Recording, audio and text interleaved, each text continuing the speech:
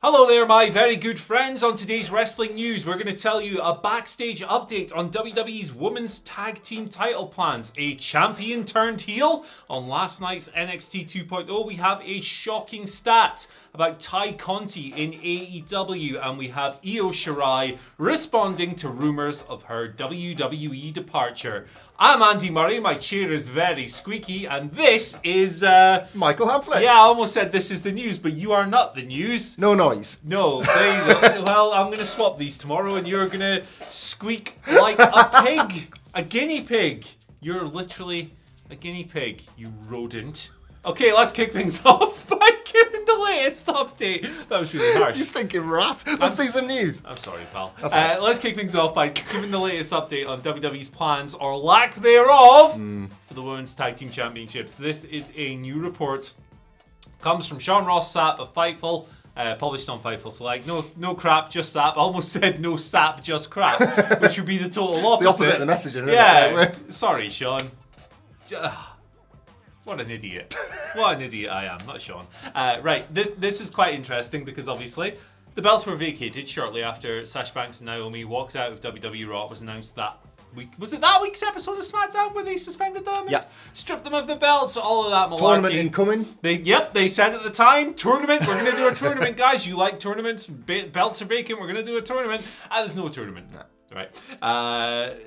After all of this, there's been no word internally of this tournament actually happening. And since then, of course, we've had things like Natalya entering singles programs, Liv Morgan and Rhea Ripley, they split up as well. So there's been a bit of a thinning of the ranks tag team wise in the division. Talent that Fightful has spoken to have said that there's been no word if and when this tournament is actually going to happen. And going further than that, they've heard no discussion on the belts whatsoever since they were vacated. That was basically 2 months ago at this stage, and it seems like crowning new champions is not a priority. What we're going to do is I'm just going to go into this second story here because I think they tie together quite nicely and into our grander point. So, Women's Tag Team Wrestling took an interesting turn on NXT last night with a literal turn. Cora Jade turned on Roxanne Perez. This has been in the works for a while now, but they pulled the trigger when Roxanne was wrestling Mandy Rose for the Women's Championship, the Singles Women's Championship, of course. She earned that shot through winning the breakout tournament. She had it in the bank for a while. Decided to take it last night, basically, and Cora Jade turned on her.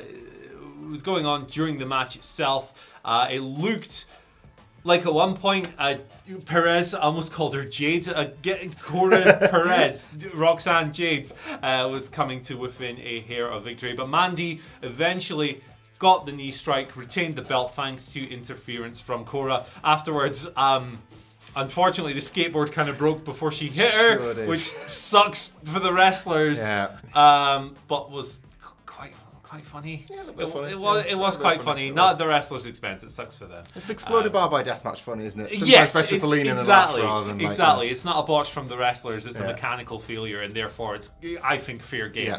Yeah. There's obviously a difference between that and being one of those bellends who just sits online and goes, "Hey, look at this botch, lol." Legend. I am taking him down. Chris Jericho's comments on those people was really good. But we've been all over the place here. Cora beat her up. She intended to hit her with the skateboard. She stood tall to close the show. So this comes just shortly after they won the Women's Tag Team Championships at the Great 7 days American ago. Bash. Yeah, literally 7 days ago. So they won those belts. Now the champions have split up. Yeah.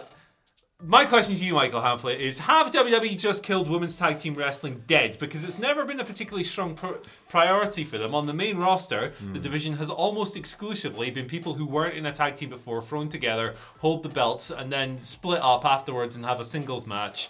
There's very little in the way of lasting unions. It's kind of been the case in NXT 2.0 with a couple of exceptions, Toxic Attraction being one of them. But what do you reckon? Do they care? Are they just done? What's going on, man?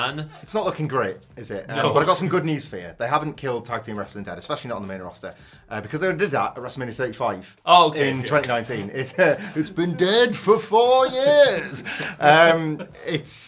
Bayley and Sasha willed those belts into existence because A, they wanted something to do with purpose on a roster that wasn't really looking after them, and B, Evolution had at least painted a picture of a full complement of wrestlers, enough on the roster, a sense of parity, which I think still exists. There is, if nothing else, parity between the men and the women in WWE. What was the recent stat about Raw? Something like 10 weeks in a row were headlined by women's matches. We're definitely into an era of parity, but not in terms of quality booking, just in terms of quantity. You know, the women are as present as the men, but the booking has never really improved to go along with that outside of 1 or 2 matches, a couple of main events here and there. So the tag belts had a purpose when they were like birthed by Bayley and Sasha. They forced them into existence, they won them, and then WWE internally got bored. Slash thought it would be funny to put them on a joke act in the Iconics. There's nothing against the Iconics. I'm not, like sort of jumping into Wilborn's chair and then burying his favourites. I'm just suggesting that WWE seeing them as a comedic act immediately reduced the stakes of the belts. Yeah, they were a comedic undercard act, and there's a lot of value in that, but maybe not as champions, especially given the circumstances. When they were so new, especially. The NXT 2.0 one, obviously, it's just happened last night, so we don't know yet how the belts will recover from that. I don't know. That angle has been playing out for weeks. Yeah. So if anything, I think the belts going on the last week was supposed to throw people off at the last, that maybe Cora Jade wasn't going to turn for a little while longer. They've put the work into that turn. Maybe at the expense of storytelling. Yeah, though. They've kind of abused the belts a little bit to get to that point. Twist it by going, hey, look, they've got the belts, they're not splitting up, and then it's like do quite it. She could have been jealous within the team rather than just done it straight away. Absolutely.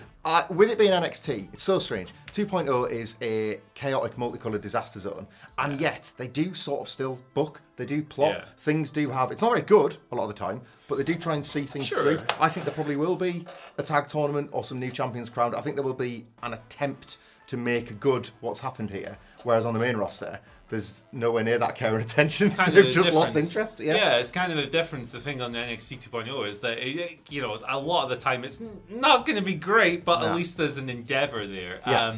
Maybe we're jumping to conclusions on this women's tag team wrestling thing. I don't know. Let us know what you think in the comments section below. I think it's an interesting conversation, particularly as this scene has never been a particularly strong priority from, like you said, the moment the Iconics ascended and took the belts from Sasha and Bayley. Now, let's move on.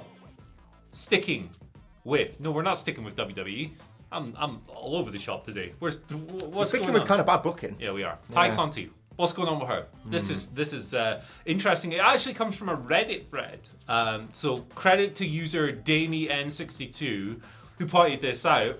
Her usage rate has gone off a cliff wrestling-wise in recent months. So since her and Sammy Guevara, their real-life partnership, obviously, since that became a thing on air, that was the 9th of March, she has not registered a single match on AEW Dynamite, Rampage, Dark, or Dark Elevation. She has only worked one bout for her home promotion in that period, and that was at Double or Nothing, the Trios match, which was Paige Van Zandt's debut, and she was very effective in that.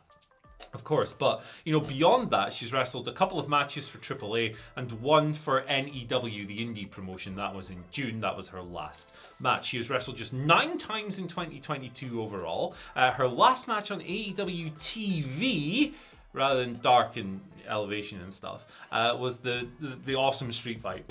Yeah. Her and Anna Jay versus the Bunny and Penelope Ford. That was in December. Now, she does enjoy a steady on-screen presence, at the very least, alongside Sammy, and they're in the Jericho Appreciation Society now, of course. So, she's on camera, but she's just not wrestling at the moment. She was a featured challenger for Jade Cargill at Revolution. But since becoming Sammy Guevara, since that became a proper pro wrestling act rather than just a real-life act, Ty's usage has gone... it doesn't exist anymore. No. What do you reckon of this? I mean, there's not been any talk of any injuries or whatever, so we should clarify that, but clearly a changing role. Yeah, I think this is one of them situations where some statistics have been brought forward to make objective what was feeling quite subjective anyway.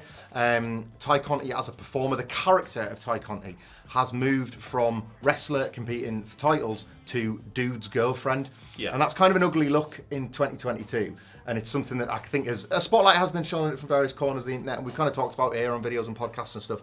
It's a less than ideal situation when already AEW has evident problems booking its women, and evident the parity we've just talked about, a distinct lack of parity, a distinct lack of relevance on the main shows outside of that one bottled segment they seem to get on Dynamite and a match they get on Rampage every week. So it's not ideal that this is happening at that same time. These things are case by case. There should be more valets that just get to be valets. Not everybody has to be a wrestler. There are so many roles within pro wrestling. Nobody's asking Malcolm Bivens to get his tights and boots on. You know, there are managers, there are valets, there are people that serve. I think Lana often was forced into the ring when she was so outstanding as Rusev's manager, you know. Unfortunately, you've just given us the description in particular of her last television match was an awesome bloodbath. Yeah. You know, like there was evidence that Ty Conti, and Anna Jay is a team, but Ty Conti, especially in that match, was developing as this force of nature as a pro wrestler. So they've taken a pro wrestler and reduced her role. Yeah. So again, these are always case by case. There are kind of nuances to all these arguments. But when you see some data backing up a kind of a nagging feeling I think a lot of us had, it's just not a great look. Especially for a young, promising wrestler who, more than anything, when someone's at that stage in their career where they show flashes of potential, but they're still putting the pieces together, they need reps, don't they? They need to be working, and in order to improve, they need to be grinding constantly, and just match after match after match, finding out who they are as a wrestler, putting bits and bobs together, becoming more fluid. So it's a shame that she hasn't had that opportunity, but hey, maybe someone will come out later on. Maybe we'll get some kind of reason. For now, from what it looks like, it just looks like crap booking, lads. Sort it out. Yeah. Our final story of the day, it's Io Shirai. What's she up to? She's posting puke emojis on Twitter. That's what she's doing. Io has been the subject of a bunch of reporting recently. She's not been on TV since April. It was reported shortly after that from Fightful that she was injured. Stand and Deliver was her last match. Dave Meltzer reported a few weeks ago that her contract's expiring in WWE. She had not, at the time of covering, signed a renewal and potentially had eyes on returning to Japan. WWE had offered an extension. She hadn't signed it yet. It was never at any point stated, at that stage at least, that she was definitely leaving, just that she hadn't signed a renewal. And now, yesterday actually, Dave was on Wrestling Observer Radio, stated that Io effectively had one foot out the door and was pretty much gone from the company, but not yet officially. Well, Io has been on, and she's tweeted, really simply, just the word rumours with the puke emoji. So there you go. She's gonna puke. Yeah, I should... wow. Is that how she auditioned for her role? She just repeated the classic scene. But no, Io Shirai is one of the best wrestlers in the world. She's been with WWE since 2017. The selfish wrestling fan in me would like to see her do some other things. Yeah, I'm not going to be one of those guys and goes, oh, girl, she's stuck with WWE or whatever if she does stick around. But I think it's just a bit more interesting. You look at her situation. She stays in NXT. She's the best wrestler on the brand. Yeah. But what is she doing in this wacky, kaleidoscopic universe of mob bosses and daddy's girls and whatever Von Wagner is these days? What's she doing in that universe? And then you look at the main roster and go, yes, she is brilliant, but character-wise, are they going to find the right role for her? Are they going to use her in a way that her fans are going to appreciate? I'd like to see her back in Japan, personally, working every promotion. But that's just my take. What do you think of Io? What do you think of her situation? Great WWE run. I think she's done a tremendous job. What do you reckon? It's tricky. I wonder, again, it's all speculative from my end, this. I wonder if at the moment the contract stuff is true, but she's weighing up her options maybe more than people have realised. Maybe WWE are coming through with main roster money, and maybe her days on NXT are over, because she has felt like kind of a square peg in a round hole on 2.0, in the sense that they try to filter out most of the NXT black and gold iconic figures. But you need a few around to help bring the developmental prospects along. How do you develop people without them? Exactly. So she was there to do that, but they couldn't beat her because she's Io Shirai. Yeah. It would have been a complete... The gulf in credibility was so big at points that to have her lose to some of these people would have just been farcical. So she was a difficult fit on that brand, but we know that the financial difference between working on NXT and Raw and SmackDown is enormous. So at this point, with her kind of out of time on 2.0, it'd be mad for her to not to sit down and listen to what they might have for her on Raw SmackDown. This could be she could be entering her money years, as it were, if she was to become a main roster star now. And who's to say what happens then? Of course, I lean more towards your kind of quiet cynicism that it might not work out well, because it just doesn't work out well for many wrestlers. Nobody is too good to be denied on the main roster. Exactly. Nobody, not a single person. Nobody, and there's always that risk that anybody takes with going on to Raw and SmackDown, throwing themselves into that shark tank. I'd like to see her give it a bash, truthfully. Sure. I think I'm with you long term. I think the potential for the match quality in Japan quantity, quality, range it's just all there. We know it is all there, and I don't even get my time to keep my finger on that pulse. But what Twitter could tell me, and what I could then infer, I could go and see, and I could find it, and I could learn. But I am a little bit. I've had a nagging curiosity for years about if Io Shirai could thrive on Raw, SmackDown. The 2019 Survivor Series run, where everyone was interacting, gave me just a taste, and I kind of still want a little bit more. I think your Io Shirai, Becky Lynch, I think running back Io Shirai and Bianca Belair. Well, all those main roster names that hold it down now, like I'd like to see them in big programs, but there isn't a fantastic legacy for Japanese wrestlers in general coming up and being booked just as credible performers. Sure. More turn into cartoons than not. There are exceptions, of course. There are always rule-proven exceptions. Could Io be one? I want to see that question answered before she goes where probably all the good work is. I think that's a good stance to have, rather than just immediately going it would suck immediately, which is I kind of my beaten down, worn out perspective sometimes. But hey, look, whatever is best for her is ultimately the decision we hope she all makes. My selfish fan, like I said, would like to see her working everywhere on that wonderful Joshi scene. There's so much good stuff going on in that scene at the moment. But if she wants to go and kill the main roster and just have this great run and prove everyone wrong, I'm right here for it. She's awesome. She's one of the best in the world. Yeah. Love Io Shirai.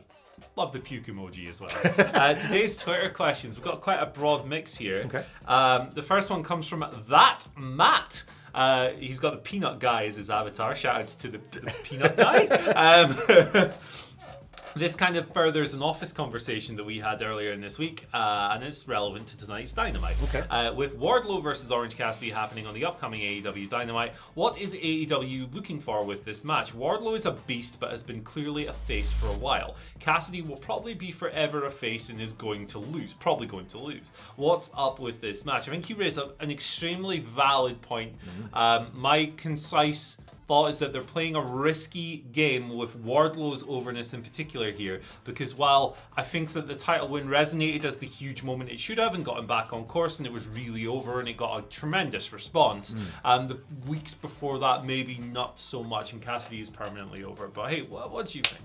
Yeah, this is timely. We had a disagreement about over the desks about this just yesterday. Punches were thrown.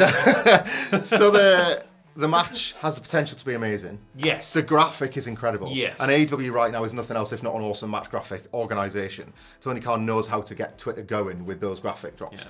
He does. But yeah, my first thought after going, "Wah!" was nerves, was a little bit of panic. I don't want to see an already cooled Wardlow not just be the start of an ascent and have it like diluted and knocked back a little bit. Equally, I think Orange Cassidy is as hot as he's ever been. I think coming off the back of... Wrestling's weird. I think coming off the back of a Will Ospreay match in which he was beaten, he felt like the biggest deal yet. Entrance music changes sometimes have this weird magic effect. Transformative power. Yeah. And that Dynamite where he opened with Jane and he came out and he started the show, yes, it was all about blood and guts. But man, did he feel big time. It was kind of like a similar energy to... I got a similar vibe when that awesome 5-minute opening of Dynamite with Yuji Nagata and John Moxley. It just felt box office, Totally. Yeah. And I don't know, I feel like the next step for Orange Cassidy should be like evocative singles program for All Out and then asking serious questions about what's your goals here. What can you do next? What's the ceiling? And it looks like he's going to hit one in the form of a Powerbomb Symphony. Yeah. I want to hope, because they're both very beloved baby faces, that like a nice story spins out of this. I'm waiting for Wardlow to make friends. Yeah. They've had a big detail with Wardlow's character that because of the MJF alliance, he's got no mates. Yeah, because he was a dick to everyone. Yeah. But now he's like... He's fighting a guy in Best Friends. What if Best Friends become his first allies as a result of some post-match shenanigans? Maybe there's something nice at the back end of this. But I do share that Matt's nerves over this. Yeah. It is a risk. I think the story they're probably going to go with is the Face of the Revolution ladder match, which Wardlow, of course, won. And Orange Cassidy was injured for 3 months afterwards. Yeah. So I think that's probably going to form the basis of what they do here. But whether or not it turns out to be a satisfying story or something that benefits both wrestlers, which will be very challenging, you will be able to find out tomorrow, not only on the WhatCulture Pro Wrestling podcast, where the Michaels and Wilburn will review it, but also on our website, WhatCulture Ups and Downs for Dynamite. Wardlow in the Aviators. There you Wardlow go. and the Aviators doing Boom, doing the thumbs up. Simon Miller will do ups and downs as Yeah. well. You're going to get like 7 dudes' thoughts on this thing. Whether it Enough worked or people not. for Wardlow to powerbomb in There one you go. bit. Just got to get a cheap plug in there, haven't we? Sean Bellew asks the following. With the news that Liv Morgan is drawing huge pops at house shows and selling lots of merch, will this fast track WWE taking the belt off her, or will it just be at SummerSlam as expected? Yeah, I mean, it's a very cynical WWE thing to do, to look at someone and say, "Oh, you're over. Let's punishment you." They love that whole.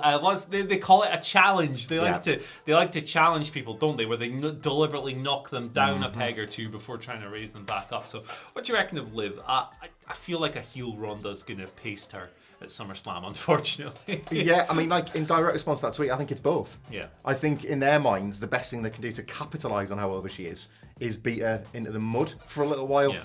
Daniel Bryan wins the world title and is immediately cashing on by Randy Orton, and then fights and can't get it back. You know, there's one obvious example. Becky Lynch, the man, is forced to apologise to the authority before she can get back into the WrestleMania. Like, they just, in their minds, it's like you got to bully them more. Yeah. People like, you've got to see this guy. I think Vince McMahon believes that that's what he did to the territories. I took on those old buggers. Like, so when he sees a babyface, I think he thinks of himself.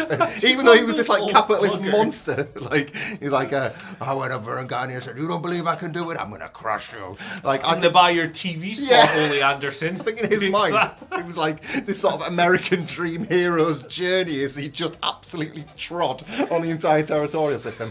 And that's what Liv Morgan's going to do on the road to WrestleMania. She's going to kill the territories. I think that's it, yeah. No, they'll, in their mind, her getting like absolutely pasted, to use your words, by Ronda Rousey makes her a favourite for the Royal Rumble. Yeah. That's sort of how they do It's going it. to be a jar of jam by the end of that match, I think. Yeah. She's just going to get pulped. But yeah, which would be a shame because, like, it's something they do need to do, obviously, and everyone's been saying this for years, is make younger new stars that people latch onto. That seems to be the case with Liv, and I hope it continues, obviously. Our final question of today is a bigger picture one, so it might take us a while, but who cares, baby? Jonathan Haslam has asked us, if you started your own wrestling promotion, who are the first 4 wrestlers, male or female, from any promotion you are contacting to sign for you?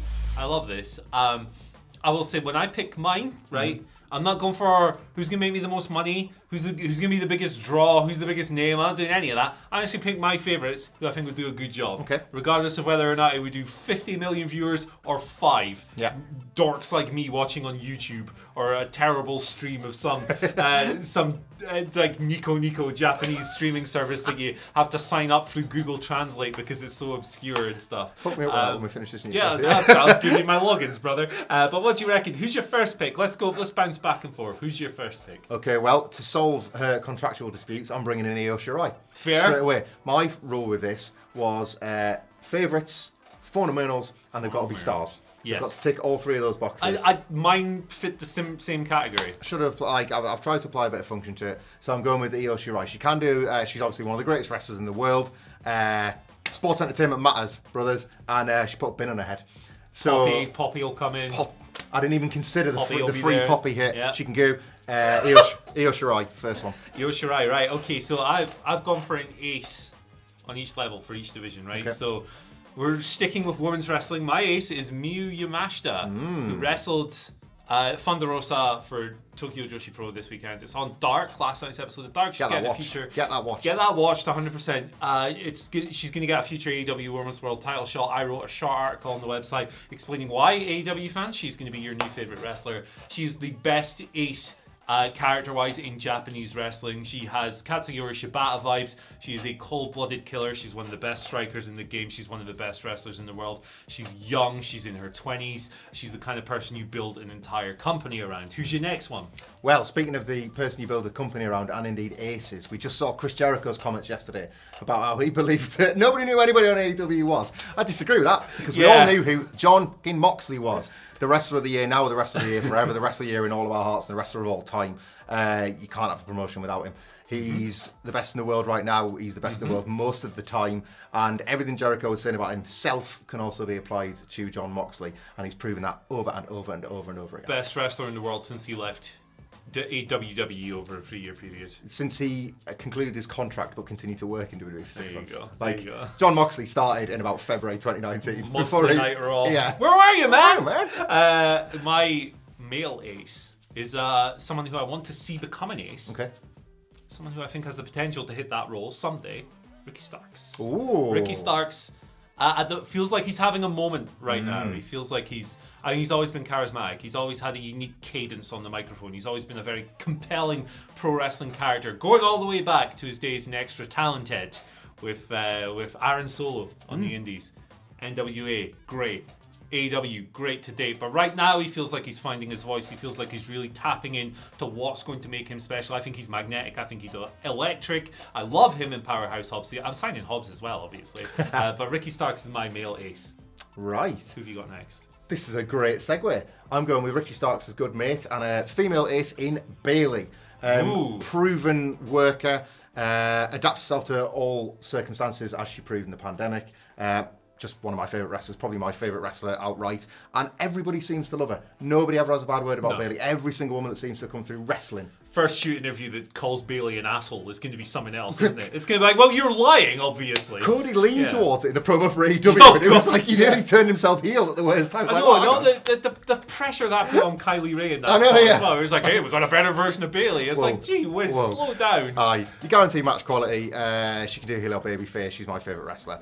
And yeah, like when training is required, and as we've seen with NXT developmental, like there needs to be better training in place by mainstream performers. She's going to be there for it. Bailey for me. We better fast forward through these last two because we're just nerds who could pontificate on this stuff for hours on end. My last one won't need much of an explanation. It's one of them names that speaks for itself. Neither will mine. My last one is both members of FTR, the best tag team in the world. There you go. Good shout, yes. See, I should have thought of tag division. I kept it singles, didn't I? So what did I say at the start? What were my terms? Got to be one of my favourites. Got to have great fundamentals. Got to be a star. Do they like the dark now?